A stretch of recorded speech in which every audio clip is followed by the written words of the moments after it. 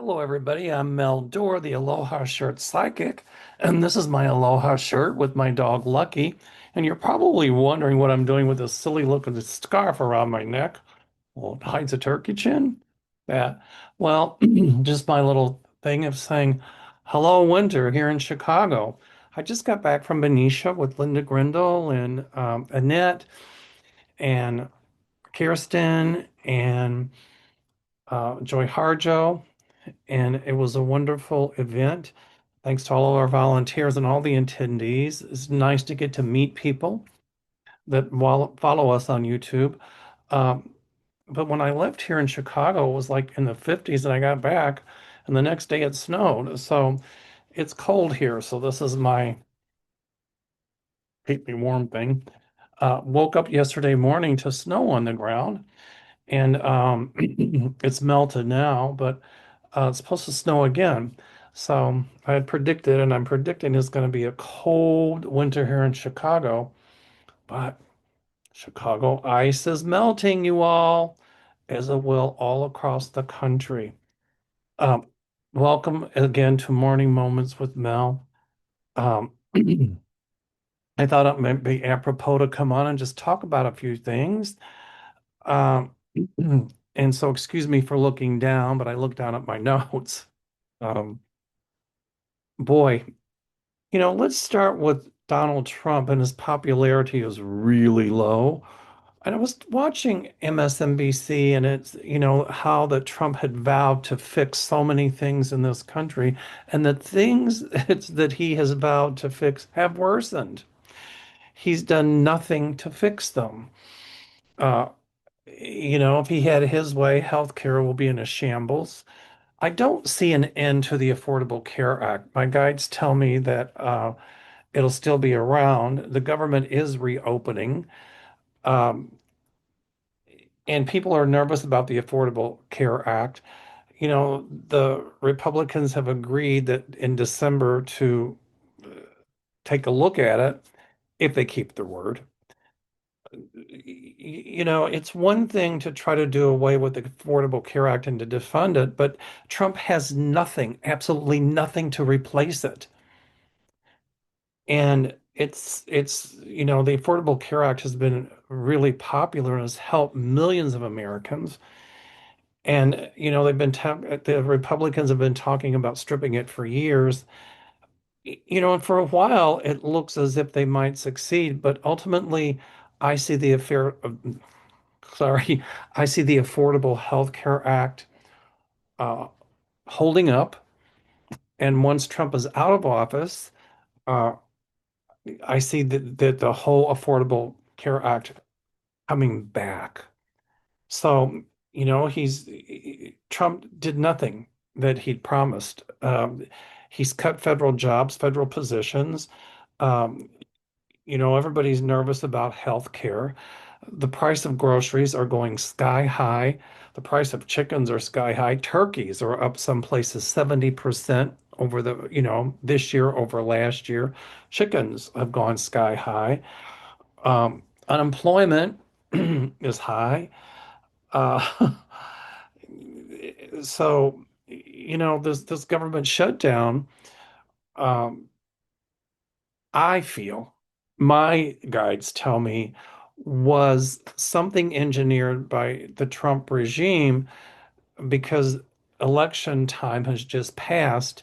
It was engineered, in my opinion, for entertainment purposes only, to try and make the Dems look bad because he blamed the shutdown on the Dems. And now that the government's reopening, his news outlet, whose name we won't mention, there's an F in there, said that the Dems caved in. So my feeling is it was engineered again to make the Dems look bad in these local elections that just happened in the hopes that the Republicans could win a bunch of them, but it backfired. It was really a blue tsunami. I mean, places that normally, were red turned blue. And I really feel like this is I don't want to say omen, but a prediction of what's going to happen in the midterms. that I see a blue tsunami coming in the midterms. States that would have been red will go blue. Uh, I foresee the Democrats and independents taking back over the House and the Senate. I don't foresee Trump finishing his full term in office. And if J.D. Vance becomes president, he won't be president for long. In fact, I'm thinking that, uh, in fact, there will be impeachment against Vance. Um, and if he is president, he'd be lame duck. Um, so, this shutdown, I think, was just a litmus test to try to make the Dems look bad so that they thought it would put Republicans in some of these local elections, but it backfired. Just like him trying to strip the Affordable Care Act will backfire. And I see really some Republicans from behind the scenes coming forward to say, we're not going to go with the tribalism of the party. They're thinking and they're talking among themselves. If we want to keep our elected seats and get reelected, then we cannot strip the Affordable Care Act. We have to fund it. So really, all they did is reopening the government. They kicked the can down the road. It'll be interesting to see what happens in December or January. I see another shutdown coming. My guides are telling me there's going to be another shutdown. And again, that's not going to bode well for the Trump regime. Now, what about those Democrats that voted to reopen the government? Well, some of them aren't running for reelection, like Dick Durbin here in Illinois. I see him replaced by a progressive Democrat who will not be afraid to speak up. People are calling for Chuck Schumer to step down. So the question is, will he step down because he really, people think, didn't fight hard enough, uh, you know, for this government shutdown and for it to reopen? I do see him stepping down, but I see somebody that's really fiery that's going to take his place. Somebody like maybe like Elizabeth Warren, but somebody who will really stand up. Uh, so I do see him stepping down. It's not going to be tomorrow at 2:30, but I see the number three. So it could be 3 days, 3 weeks, 3 months. Uh, he'll use some other excuse, but I see him stepping down. Uh, you know, um, the tide is turning, you all. It really is starting to turn against Trump and his cronies. Independent voters, my guides tell me, are turning against Trump. Uh, you know, with with Trump's popularity rating so low, this is really an advantage for the Democrats um, to defeat Trump. This is an opportunity for them to gain House and the Senate. And uh, there's that part of me that says, I just hope they don't screw it up. When the Dems had the House and the Senate and the presidency, it's like, but anyway, my feeling is they won't screw it up. So good. Um, Again, that shutdown was nothing but, I think, a manipulation to try and win voters over during this most recent election to make the Democrats look bad. But here again, it backfired. Uh, and we have predicted, Linda Grindle and myself, that shortly after this election, that the government would reopen. It was 1 week after the election that the government reopened. So that told me that it was a manipulation to try and sway voters toward the Republican side. Again, Trump blamed the Dems for the shutdown.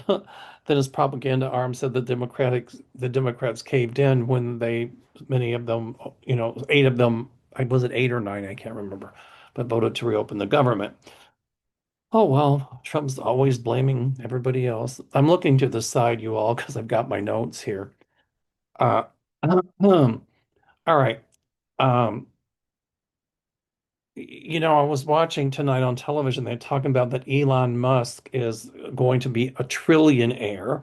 And I'm thinking, yeah, because he was given the job that Congress should have been doing, and he made billions and billions by taking jobs away from American workers, in my opinion. Um, he's a trillionaire, but yet people that work in his factories for Tesla, they're only averaging about 50,000 a year. So, um, go figure. I still see him losing a big, big part of his fortune. And the Trump family as well are going to lose a big part of their fortune. That's what my guides tell me. Um, So we will see karma. We really will see karma take hold. It's starting. Um, you know, like funding SNAP. 42 million Americans went without assistance because Trump refused to fund SNAP. And then SCOTUS, the lower court said that he had to fund it. And then SCOTUS put a put a halt on that and said, "Oh, let's just wait. We'll put a temporary halt on the decision of the lower court." And now they've halted it again. I think behind the scenes they were urging Trump to reopen the government, but um, now the SCOTUS isn't going to do anything because the government's supposed to reopen, but yet people are going without food because um, Trump was trying to make a point. And the American people are getting tired of that. Um, as far as the American with Care Act is concerned, I've said this before, it's one thing to talk about doing away with it, but they don't have anything to replace it with. So I think behind the scenes, there's some Republicans saying, wait, if we want to keep our elected positions, if we want to keep our jobs down the road, we're gonna vote to fund this program. Uh, I laughed today that when Trump said that his tariffs have collected trillions for the American people, and he's promising the American people like this $2,000 check, and he's promising, oh, we're building factories everywhere in this country. We're doing this, we're doing that. Really?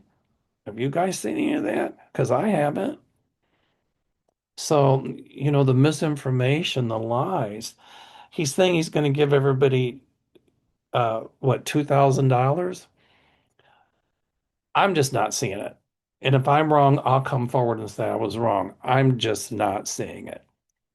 Um, but then he thinks that, what he's trying to do is buy the American people off because of the shutdown. Um, okay, but let's say that I'm wrong, and let's say everybody does get $2,000. Okay, but if you do the arithmetic on it, it's like, oh, you didn't give us anything because the cost of living has cost us 5,000 and you're only giving us two, so we still lost 3 grand. In other words, I don't know if those numbers are accurate. I was just throwing numbers. But at $2,000, if you figure out how much more you're spending at the grocery store, how much more your prescription meds are costing, how much more this is costing you and that's costing you, then he's not doing you any favors because it's still not paying you what you've lost because of the inflation. So people need to take a look at that, you know, and they will. The other part of it is he's saying that, he had to cut government spending and save money and cut all these programs and all these jobs that really benefited people. But yet he couldn't fund Ukraine to fight the tyranny of Russia, but yet sends a wannabe dictator in Argentina 20 to 40 billion dollars. And my guides are asking this question, but I'm going to pass it on. What is Trump getting out of that? I'm sure behind the scenes he struck some kind of deal for the beef, some kind of deal that he can make money on some of the minerals and things like that that we're going to be getting from Argentina. And I see Americans boycotting beef. They're going to be boycotting eating beef if it comes from Argentina because of what Trump has done here.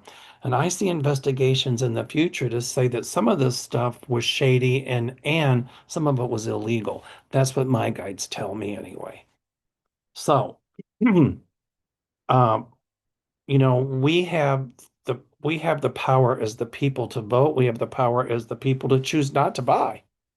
And so if we stop buying some of these products that he's going to import from Argentina, then guess what?